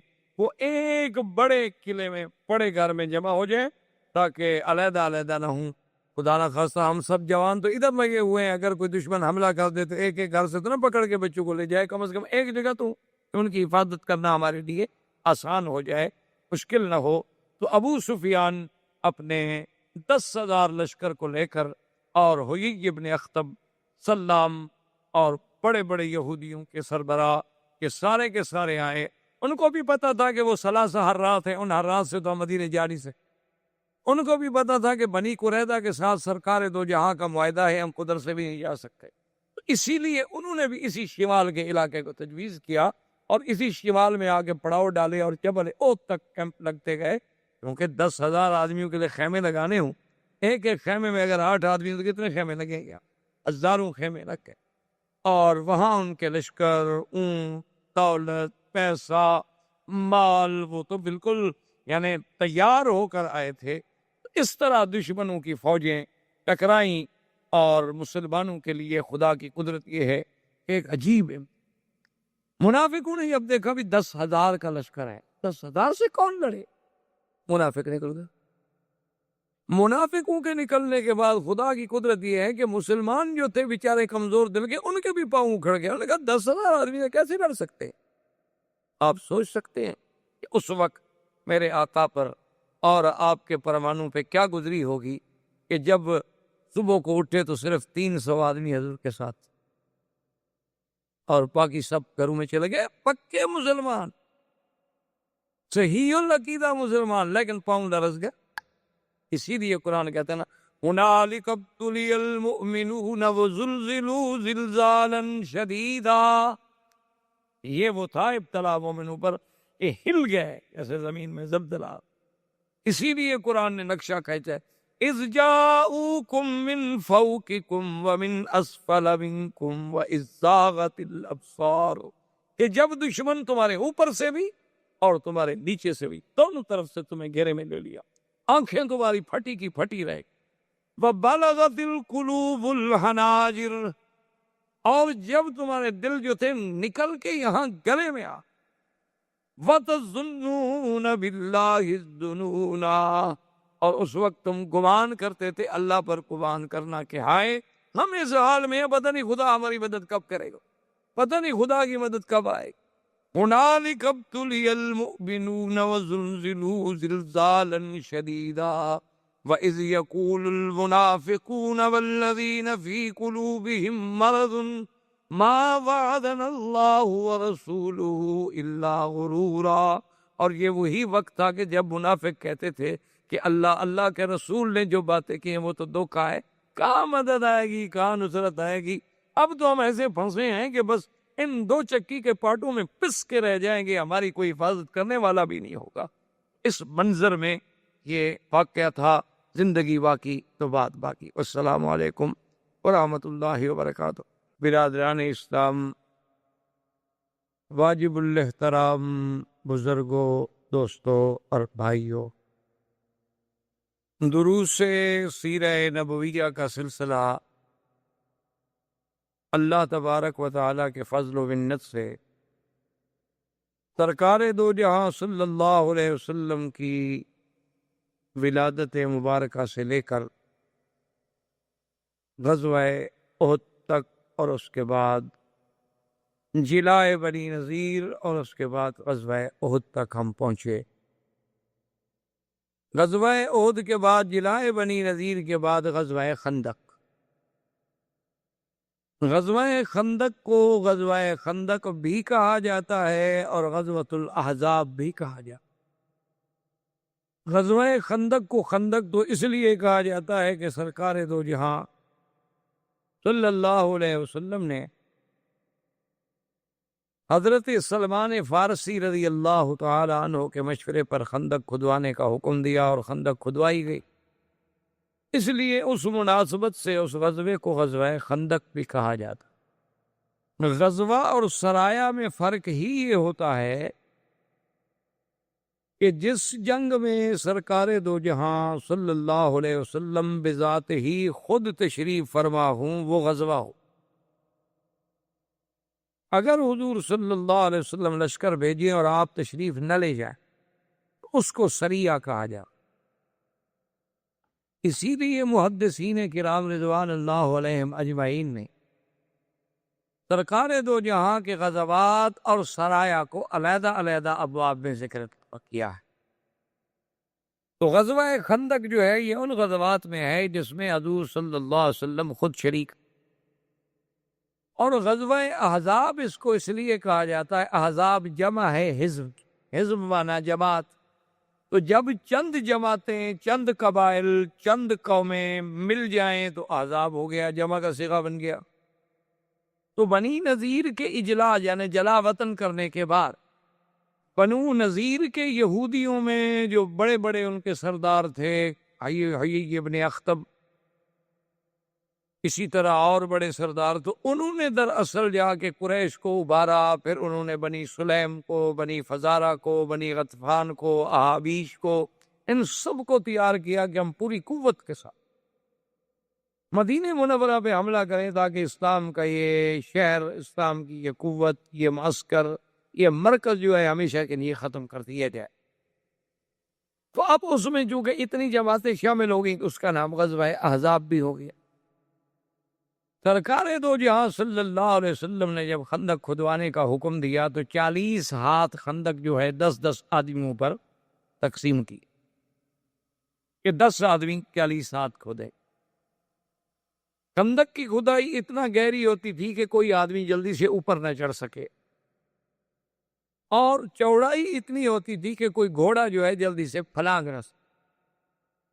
تو میں نے عرض کر دیا تھا کہ 3 اطراف جو تھی ان میں حرات تھے، اور ایک طرف میں بنی قریظہ یہودیوں کا بہت بڑا گڑھ تھا، مرکز تھا، قلعے تھے، اور بنی قریظہ جو ہیں وہ حضور صلی اللہ علیہ وسلم کے ساتھ معاہدے میں شریک تھے کہ ہم آپ کے دشمنوں کی مدد نہیں کریں گے۔ اس طرف سے حضور صلی اللہ علیہ وسلم چونکہ مطمئن تھے تو اب صرف وہ علاقہ تھا جو مدینے کے شمال میں آتا، اسی لیے وہاں خندق کو کھودا گیا اور اس کو لمبا اتنا کیا گیا کہ ادھر مدینہ منورہ سے ٹکرا جائے اور ادھر جبل اسیر سے ٹکرا جائے۔ اسی اثناء میں ابو سفیان کی قیادت میں، کیونکہ ابو سفیان ابھی اسلام نہیں لائے اور مکے کے سب سے بڑے سردار اس وقت ابو سفیان تھے،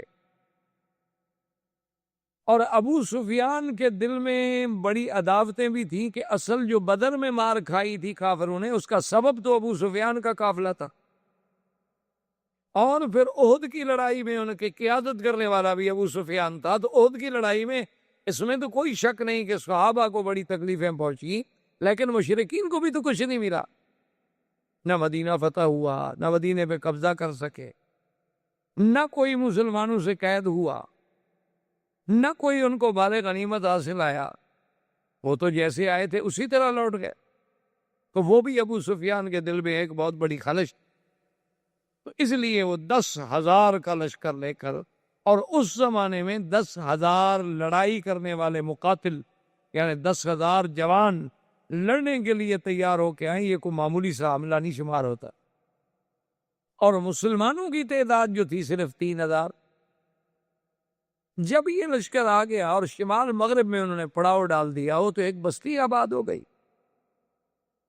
انہوں نے خندق کے اس طرف، اور جب انہوں نے آ کے خندق کو دیکھا تو ابو سفیان نے کہا کہ ھذا اول مکیدۃ فی الحرب، بھئی یہ تو کوئی جنگی بڑی پہلی چال ہے، ہم نے تو آج تک نہیں دیکھی خندق.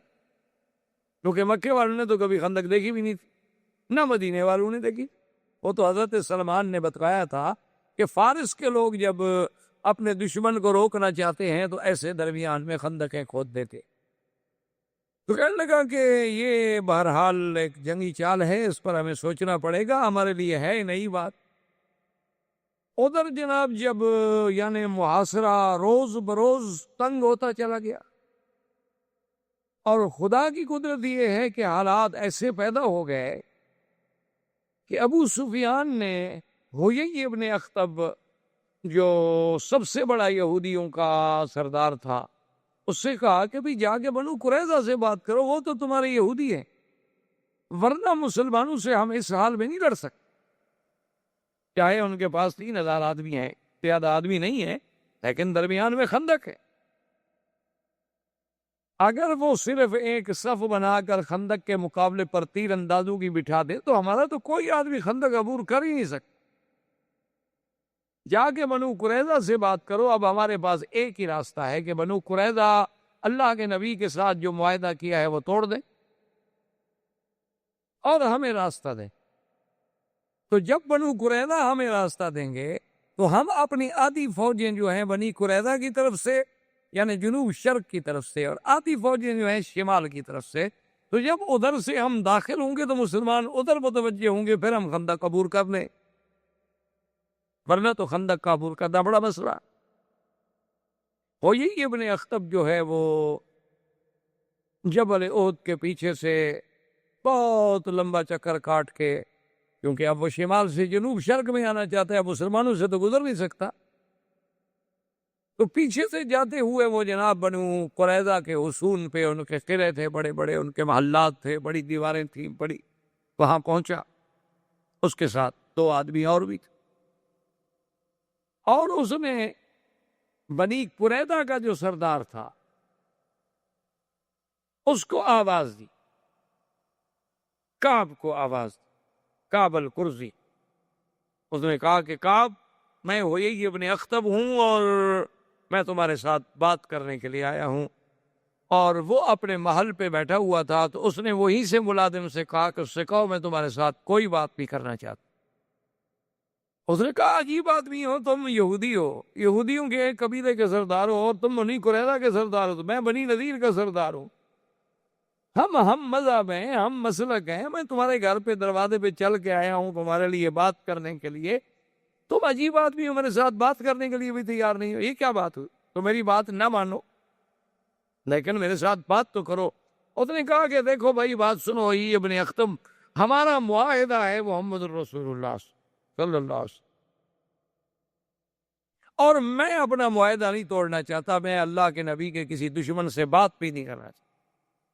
میں جانتا ہوں تم کیوں آئے ہو. انہوں نے کہا عجیب آدمی، تم نے ایسے دل میں بیٹھ کے اندازہ لگا لیا ہے کہ میں کیوں آیا ہوں. تو اب اس نے ایک چبھتی ہوئی بات کی. اس نے کہا ہاں انک تخاف ان تاکل احدا من جشیشتک، کہ تم اس لیے ڈر رہے ہو کہ تمہارا کھانا دسترخوان پہ کوئی اور نہ کھائے. بخیل ہو نا تم، ذلیل آدمی ہو نا تم، گھٹیا آدمی ہو، سردار ہو تو کیا ہوگی. اب اس کو غیرت جاگی، اچھا مجھے تانا دیتے. اس نے کہا جاؤ. وہ تو اس کے گھر میں جانا چاہتے تھے نا، اور یہ تانا جو تھا عرب برداشت نہیں کر سکتا تھا. کوئی اس کو کہے کہ تیرے دسترخوان پہ کھانا نہیں ملے گا، یا تمہارے گھر میں کسی کو روٹی نہیں ملتی، یا تم روٹی کھلانے سے بخیل ہو، ڈرتے ہو. یہ تو ایسا تانا تھا کہ عرب کانپ جاتے تھے کہ تو قیامت تک ہمارے دل میں عیب لگ جائے. اسی لیے وہ واقعہ ہے کہ جب سیدنا عثمان رضی اللہ تعالی عنہ کے زمانے میں قرآن شریف کی تدوین، قرآن شریف کی جمع ہو رہی تھی، آپ قرآن لکھا محفوظ کیا جا رہا تھا، تو وہ اس بستی کے لوگ جن کے پاس سیدنا موسیٰ علیہ السلام اور حضرت خضر گئے تھے اور انہوں نے کھانے سے انکار کر دیا تھا، سیدنا موسیٰ علیہ السلام گئے کہ ہم مسافر ہیں، مہمان ہیں، فَأَبَوْا أَن يُضَيِّفُوهُمَا، انہوں نے انکار کر دیا، ہم نہیں مہمان بناتے، ہمارے پاس کوئی کھانا وانا نہیں، جاؤ۔ انطاکیہ کی وہ بستی تھی، تو وہ بستی والے لوگ جو ہے ایک وفد لے کے صحابہ کی خدمت میں آئے، انہوں نے کہا بات یہ ہے کہ اللہ کے قرآن میں وہ واقعہ نقل ہو گیا ہے کہ ہمارے ان بڑوں نے پتہ نہیں کھانے کا انکار کیا تھا، بدبختوں نے کیا کیا تھا، ہم تو زندہ رہنے کے قابل نہیں رہے، سارے لوگ ہمیں تانا دیتے ہیں کہ کتنی لانتی تھے بستی والے کہ 2 مہمانوں کو کھانا بھی نہیں دے سکے، تو تم مہربانی کرو، ہم سے جتنا دولت چاہیے، سونا چاہیے، چاندی چاہیے، پیسہ چاہیے، ہم دینے کے لیے تیار ہیں، صرف اتنی مہربانی کر دو کہ تم قرآن شریف لکھ رہے ہو، جمع کر رہے ہو۔ فَأَبَوْا أَن يُضَيِّفُوهُمَا میں با کا نیچے والا نقطہ جو ہے نا یہ اوپر لگا دو، تے بن جائے، بس ہمارا کام ہو جائے گا، کیونکہ اگر نیچے نقطہ لگائیں تو پڑھا جائے گا نا أَبَوْا أَن يُضَيِّفُوهُمَا، اور اوپر اگر 2 نقطے لگا دو تو فَأَتَوْا أَن يُضَيِّفُوهُمَا کہ بستی والے بھاگ کے آئے گا جی دعوت قبول کریں، تو انکار کے بجائے ان کی دعوت ہو جائے گی تو ہماری عزت بچ جائے گی۔ انہوں نے کہا بدبختو، عجیب لوگ ہو تم، اب اللہ کے قرآن کی زبردیر بدل دیں گے، تم چاہے سارا ملک ہمیں دے دو، ہم خدا کا قرآن کیسے بدل سکتے؟ کیونکہ اگر ہم یہ صرف ایک نقطہ بدل دیں وہ تو پھر پورے قرآن میں تشکیک ہو گئی، چونکہ پورا واقعہ بدل گیا۔ یہ کیا کہہ رہے ہو؟ اور اللہ کا قرآن غیر محرف و غیر مبدل ہے، جس میں نہ نقطہ بڑھایا جا سکتا ہے نہ کم کیا جا سکتا ہے، وہ تو اللہ کی حفاظت میں ہے۔ اگر ہم ایک جگہ لکھ دیں گے تو کیا ہو جائے گا؟ جو سینوں میں محفوظ ہو چکا ہے وہاں کون پڑھے گا؟ اسی لیے یہ بھی قرآن کا اس 21ویں صدی کا معجزہ سمجھیں کہ آج بھی جو پوری دنیا میں شیعہ یہ شور کرتا ہے کہ یہ قرآن ناقص ہے، محرف ہے، مبدل ہے، اور اصل قرآن جو ہے وہ مصحف علی اور مصحف فاطمہ ہے جو غار میں محفوظ ہے، اور منتظر مہدی کے پاس ہے، وہ جب آئیں گے تو وہ نکال کے لے آئیں گے، قائم آل محمد جب ظاہر ہوگا تو وہ لے کے آئے گا۔ تو اللہ کی شان دیکھیں کہ صنعاء یمن میں سیدنا علی کے اپنے ایک ہاتھ اور قلم سے لکھا ہوا قرآن مل گیا، اور اس پر پوری دنیا کے بڑے بڑے جرمنی اور یورپ ان کے بڑے بڑے ماہرین جو ہیں آثار قدیمہ کے، ان کی تحقیق کے بعد یہ بات پایا، ثبوت کو پہنچ گئی کہ واقعی یہ اتنا 100 سال پہلے لکھا گیا ہے اور یہ صحیح نسخہ ہے۔ اور وہ اوراق مبارک اتنے بوسیدہ ہو چکے تھے کہ اس پہ پتہ نہیں کئی لاکھ ڈالر انہوں نے معاوضہ دیا ہے اس کمپنی کو کہ جو مثالے کے ساتھ ان کاغذوں کو پھر جوڑے اور ان کو پھر زندہ رکھے تاکہ وہ کاغذات پھٹ نہ جائیں۔ تو اب اس کو انہوں نے صنعاء میں باقاعدہ وزارت الشؤون الاسلامیہ نے زیارت کے لیے رکھ دیا ہے، اور لاکھوں لوگوں نے جا کے اپنے آنکھوں سے دیکھا ہے، اور سیدنا علی کا جو اپنی قلم کا لکھا ہوا ہے قرآن اس میں، اور حضرت عثمان کے قرآن میں ایک زبر زیر کا فرق بھی نہیں۔ تو بہرحال جب اس کو اس کی بخل کا تانا دیا گیا تو اس نے بلا لیا، اس نے بلا لیا اور بیٹھے تو حیی بن اخطب بڑا چرب زبان تھا، بڑا بولنے والا آدمی تھا۔ اس نے کہا کہ آپ کیا بات کر رہے ہو، عجیب بات، میں نے ساری دنیا کو ہلا ڈالا کہ بھئی میں نے مکہ سے قریش کو نکالا، بنو غطفان کا 4000 کا لشکر لے کے آیا، بنو فزارہ، بنو سلیم، احابیش، ان سب لوگوں کو میں لے کے آیا کہ ایک ہی دفعہ مسلمانوں کی قوت کو ہمیشہ کے لیے ختم کر دے۔ اب تم یہاں معاہدہ کر کے بیٹھے ہوئے، کیا معاہدہ ہے بھی تمہارا ان کے ساتھ؟ جب تم ان کو نبی نہیں مانتے، وہ تمہیں مسلمان نہیں مانتے، تو کس بات کا معاہدہ یار؟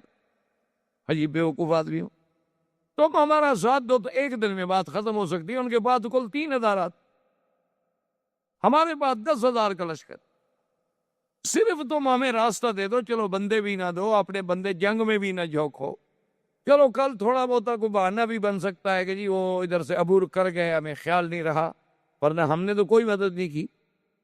تو تم اس طرح کرو کہ ہمیں اپنے قبیلے سے گزرنے دو، ہم اپنی آدھی فوجیں جو ہے اس طرف ڈال دیتے ہیں تاکہ جنوب شرقی سے بھی حملہ ہو اور شمال سے بھی حملہ ہو، مسلمانوں کی قوت کو ہمیشہ کے لیے ختم کر۔ اور آخر میں آ کر وہ مان گیا، انہوں نے کہا کہ ٹھیک ہے، ہم حضور کے ساتھ معاہدہ توڑتے۔ حضور صلی اللہ علیہ وسلم کو بھی اڑتی ہوئی خبر پہنچی کہ یہودی جو ہیں بنی قریظہ وہ تو معاہدہ توڑ رہے ہیں۔ اب اگر وہ معاہدہ توڑ دیں تو بات ہی ختم ہوگی، پر جنوب شرقی جو ہے وہ تو محفوظ نہ رہا مدینہ منورہ کا۔ تو حضور صلی اللہ علیہ وسلم نے فوراً 2 حکم جاری کر۔ ایک تو آپ نے سعد بن معاذ اور سعد بن عبادہ رضی اللہ تعالی عنہما، یہ دونوں سعد اور حقیقتاً بھی ساتھ تھے، ان کو بلایا کہ دیکھو تمہارے تعلقات ہیں، چونکہ یہ دونوں جو تھے یہ قبیلہ اوس کے سردار تھے، اور قبیلہ اوس اور خزرج جو ہے، خزرج قبیلہ جو تھا ان کا تعلق تھا یہود بنی نذیر، وہ ان کے حلفاء تھے، اور قبیلہ اوس جو ہے یہ بنی قریظہ کا حلیف تھا۔ تو نے کہا کہ وہ تمہارے حلفاء ہیں، تمہارے ساتھ ان لوگوں کے پرانے تعلقات ہیں، اور پھر بنی قریظہ نے ہمارے ساتھ معاہدہ کیا، تو ہمیں پتہ چلا ہے کہ وہ معاہدہ توڑ رہے ہیں، غدر کر رہے ہیں، تم جا کے ان سے بات کرو، ایک تو پتہ کرو کہ کیا واقعی معاہدہ توڑ رہے ہیں یا نہیں توڑ رہے ہیں، اگر نہیں توڑ رہے تو بات ختم ہو گئی، لیکن اگر وہ معاہدہ توڑ رہے ہیں تو انہیں مجبور کرو کہ بے وقوفو کیا کر رہے ہو تم، اللہ کے نبی کے ساتھ معاہدہ توڑ رہے ہو۔ لیکن ایک بات کا خیال رکھنا کہ خبر جو بھی ہو اس کو کسی پہ ظاہر نہیں کر، واپس آ کر مجھے بتانا ہے، اور اگر میں صحابہ کے جمع غفیر میں بیٹھا ہوں تو پھر اشارے سے بات کرنی ہے، کنائے سے بات کرنی ہے، ظاہر نہیں کرنا، کیونکہ اگر یہ بات کا پتہ چل گیا تو مسلمانوں کو تو حوصلے پست ہوئے۔ حضور صلی اللہ علیہ وسلم نے ایک فیصلہ یہ فرمایا اور دوسرا یہ حکم دیا کہ مدینہ منورہ میں تمام عورتوں کو، تمام بچوں کو، تمام بوڑھوں کو ایک بڑے محل میں، ایک بڑے مکان میں، ایک بڑی حویلی میں بند کر دیا جائے تاکہ وہ ایک جگہ محفوظ رہیں کہ ہم جوان تو سارے خندق پہ آئے ہوئے ہیں، مدینہ منورہ تو خالی ہے، اگر خدا نہ کرے کوئی دشمن حملہ کر دے تو پھر عورتوں اور بچوں کی حفاظت کرنا تو مشکل ہو جائے۔ ایک ایک گھر پہ کون پہرا دے؟ ایک جگہ جب وہ محفوظ ہوں گے تو اللہ رحمت کرے گا، پہلے تو کوئی حملے کرنے کی ضرورت بھی نہیں کرتا، اکیلی عورت ہے تو اٹھا لے گا۔ اور وہاں جو ہمارے صحابہ کمزور ہیں، ضعیف ہیں، بوڑھے ہیں، یہ بھی وہاں بھیج دیے جائے، کیونکہ لڑ تو سکتے نہیں بیچارے، تو وہاں عورتوں کا ایک جگہ اجتماع کر دیا گیا۔ حضرت سعد واپس آئے اور وہ خبر لے آئے کہ یہودیوں نے معاہدہ توڑ دیا۔ آئے تو حضور صلی اللہ علیہ وسلم صحابہ کے مجمع میں بیٹھے ہوئے تھے، تو حضور نے جب دیکھا تو حضور تو پہچان گئے اس کے چہرے سے کہ بھی خبر اچھی نہیں ہے۔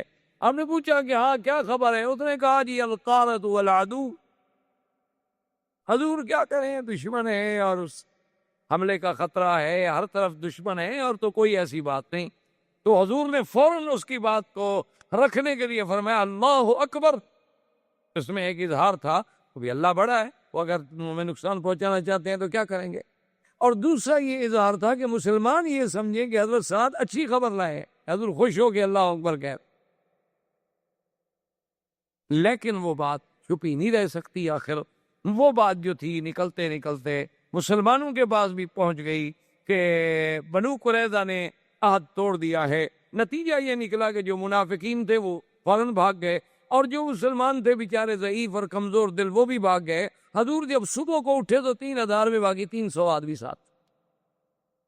احباب کرام، اس کے بعد اب آپ اس مبارک سلسلے کی CD نمبر 20 سماعت فرمائیں۔